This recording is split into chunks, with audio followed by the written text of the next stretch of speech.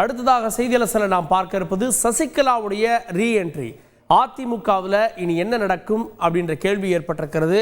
சசிகலா அவர்கள் இன்று செய்தியாளர்களை சந்தித்தார். நிறைய விஷயங்களை பேசினாலும் கூட குறிப்பிட்ட சில விஷயங்களை சொல்கிறேன் பாருங்க. நான் சொன்ன நேரம் காலம் இதுதான். பல முறை நான் சொல்லியிருக்கேன், சரியான நேரத்தில் அரசியலுக்கு வருவேன், ஒரு காலம் வரும்னு சொல்லியிருக்கேன். எப்பயுமே இதை தான் சொல்கிறேன், நீங்கள் யோசிக்கலாம். ஆனால் நான் சொன்ன அந்த நேரம் இந்த நேரம் தான் அப்படின்னு தற்போதைய சூழலுக்கான இந்த செய்தியாளர் சந்திப்புக்கான காரணம் என்னன்றது அவர் சொல்றாரு. அதோடு சேர்ந்து இன்று அதிமுக சிலரின் சுயநலத்தால 3வது இடத்துக்கும் 4வது இடத்திற்கும் வந்துவிட்டது, தள்ளப்பட்டு விட்டது. அதனால இப்போது இந்த நேரத்தில் நான் அரசியலில் ரீஎன்ட்ரி கொடுக்குறேன் அப்படின்றாரு. அரசியலில் ரீஎன்ட்ரி அப்படின்றது ஏன், எதற்கு, என்ன நடக்கும் அப்படின்ற கேள்விகள் இருக்கு. அதையும் நம்ம பார்க்கலாம் அடுத்த காட்டில். சரி, சசிகலாவுடைய திட்டம் என்ன, அந்த நேரம் ஏன் இந்த நேரம்னு சொல்றாங்க அப்படின்னா, தொடர் தோல்வியால தற்போது அதிமுகவில் ஏற்பட்டிருக்கக்கூடிய சலசலப்புகள் இது தனக்கு சாதகமாக இருக்கும் அப்படின்னு அவர் நினைக்கிறார். அதனால அதிருப்தியாளர்களை, அதிமுகவில் இருக்கக்கூடிய அதிருப்தியாளர்களை ஒன்று சேர வேண்டும் என கருதுபவர்களை அவர் சந்திக்கலாம் அப்படின்றதான் இந்த நேரம், அதற்கான நேரம் அப்படின்னு அவர் சொல்வதற்கான காரணம். அடுத்தது உடனடியாக மாவட்டம் தோறும் இந்த சுற்றுப்பயணம் போறேன் அப்படின்றாரு.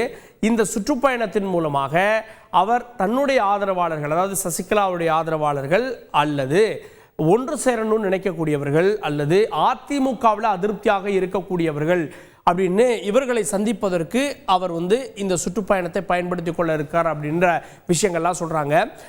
சசிகலா அவர்களை பொறுத்த வரைக்கும் இதற்கு முன்பும் மாவட்டங்களுக்கெல்லாம் சென்றிருக்காங்க, ஆன்மீக பயணம்லாம் போகிறப்போ சிலரெல்லாம் சந்திச்சிருக்காங்க. ஆனால் இந்த முறை இது ஒரு அரசியல் பயணமாக அவங்க பார்க்குறாங்க.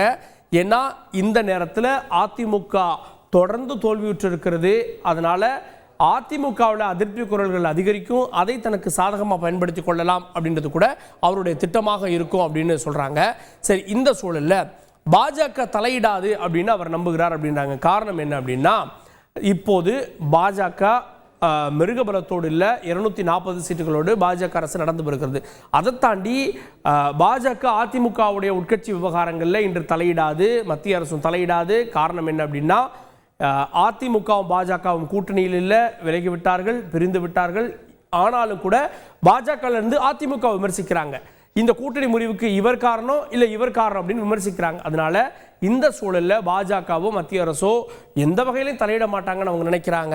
அதனால இது எல்லாம் ஒரு சாதகமான சூழலாக மாறி இந்த நேரத்தில் தான் வருகிறேன், ரீஎன்ட்ரி கொடுக்குறேன்னு அவரே சொல்றாரு. சரி, இதற்கு முன்பு சசிகலா என்ன செஞ்சிருக்கார் அப்படின்னு நம்ம பார்க்கலாம்.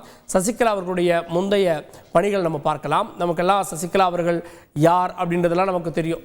இவருடைய அரசியல் அப்படின்றது சிறையிலிருந்து, பெங்களூர் பரப்பன அக்ரஹாரா சிறையிலிருந்து விடுதலையாகி வந்தார். வந்த பிறகு அவருடைய பேரணி பெரும் வரவேற்பை பெற்றது. 23 மணி நேரம் பேரணியாக அவர் சென்னை வந்து சேர்ந்தார். அப்போதே அவர் அரசியலில் நேரடியாக இறங்கியிருந்தார் அப்படின்னா அதனுடைய வீரியம் வேறாக இருந்திருக்கும். ஆனால் அவர் அதற்கு பின்பு வந்த 2021 சட்டமன்ற தேர்தலில் ஒதுங்குவதாக அறிவித்தார். அதிமுக வெற்றி பெறணும் அப்படின்றதுக்காக அவர் ஒதுங்கி இருந்தார். ஏன் ஒதுங்கி இருந்தார், அழுத்தமா அப்படின்ற கேள்விகள்லாம் அப்போது எழுப்பப்பட்டது. ஆனால் அந்த தேர்தலில் அதிமுக தோல்வியை சந்தித்தது. அதன் பிறகும் அவர் செய்தியாளர்களை சந்தித்து சொன்னார், நாங்கள் ஒதுங்கி இருந்தும் அதிமுக தோத்திருக்கு பாருங்க அப்படின்னாரு. அதன் பிறகு OPS வெளியேற்றம், அதன் பிறகு ஒற்றை தலைமை அப்படின்னு பல விவகாரங்களை கடந்து வந்தது. இதற்கிடையில் தொண்டர்களிடம் உரையாடினார். செல்போன் மூலமாக அதிமுகவை சேர்ந்த நபர்களிடமே பேசி நீங்கள் அதிமுகவுக்கு வரணும் அப்படின்னு சொல்லக்கூடியவர்கள்ட்டெல்லாம் அவங்க பேசினாங்க. தொண்டர்களுடைய குரல் அதுதான், சரி நான் தக்க நேரத்தில் வருவேன் அப்படின்னு சொல்லிட்டு இருந்தாரு. இந்த சூழலில் அனைவரும் ஒன்றிணைய வேண்டும் அப்படின்னு அழைப்பை விடுத்து வந்தார். ஆனால் OPS மற்றும் தினகரன் இருவரும் ஒன்றாக இணைந்து அரசியல் ரீதியாக அவர்கள் ஒன்றிணைந்து செயல்படுவதுன்னு முடிவெடுத்தாங்க. ஆனால் 2 பேரும் ஒருமித்து சசிகலாவை போய் சந்திக்கல. OPS இந்த கேள்வியை கேட்கிறப்போ நேரம் வரும்போது சந்திப்போம் அப்படின்னாங்க.